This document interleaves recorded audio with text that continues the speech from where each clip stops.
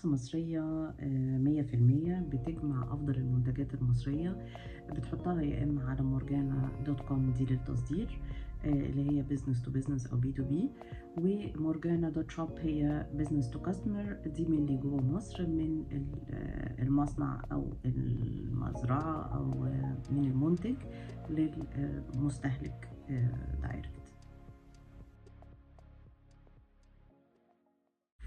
morgana.com بتعتمد على 5 محاور.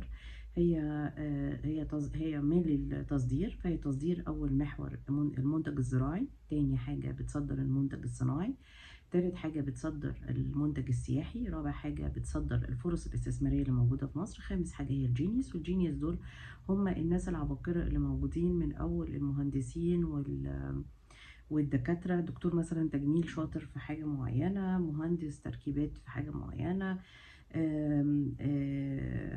محامي شاطر مثلا في نوعية مثلا قضايا معينة أو تحكيم أو whatever، فنان ممثل مثلا شاطر بيتكلم مثلا معاه 5 لغات، بيمثل بالفرنساوي بالإنجليش بالألماني يعني معاه لغات فمميز.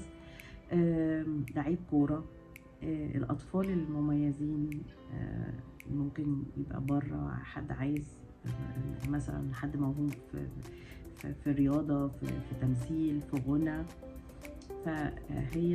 هو ده ال5 محاور اللي هي المنتج الزراعي، الصناعي، السياحي، فرصة استثمارية، الجينيس.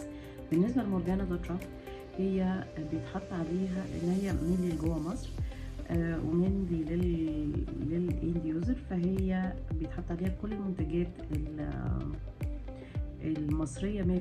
يعني الحاجات اللي مش هينافسنا، اللي مش هنعرف ننافس فيها امازون ولا نون ولا الكومبيتيتورز اللي في البي تو سي، زي مثلا احنا حاطين الاكلات المصرية اللي من صعيد مصر، حاطين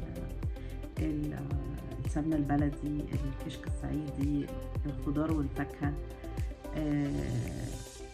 عندنا بلح من سيوة منافس يعني لمنتجات عالمية، لأن هو اوريدي للتصدير. الباكج بتاعه هايل، الكليم المصري، الخشب بتاع قرية حجازة اللي هو برضه للتصدير، فيه منه منتجات حلوة كتير. خسارة ان مش منتشرة في مصر، لكن هي دايما بتتصدر. حاطين منتجات حلوة كتير، يعني كروشيه، انتوا تدخلوا تتفرجوا تلاقوا موديلات هايلة من شنط ولبس حاجة فخيمة يعني. حاجات الهاند ميد، واحنا لسه، والرخام كمان، في رخام عندنا حد من اسكندرية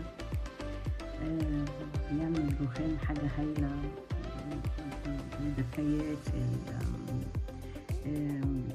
الحاجات بتاعة المطبخ، الحاجات اللي فيها اللي عايزة يبقى فيها تحف يعني، أو مش بس تقطيع يعني، مش حاجة اللي هي الحاجات اليونيك. السكن هوم، بالنسبة للسكن هوم في بيرجولات الخشب بأسعار هايلة، بتتعمل في الصعيد بخشب مجفف علشان الرطوبة. تعمل بقى البرجولة وكل الملحقات اللي ليها من خشب، من كنب وكراسي وترابيزات اللي هي بتاعة الأوت دور. يعني حاجات كتير قوي موجودة ومميزة.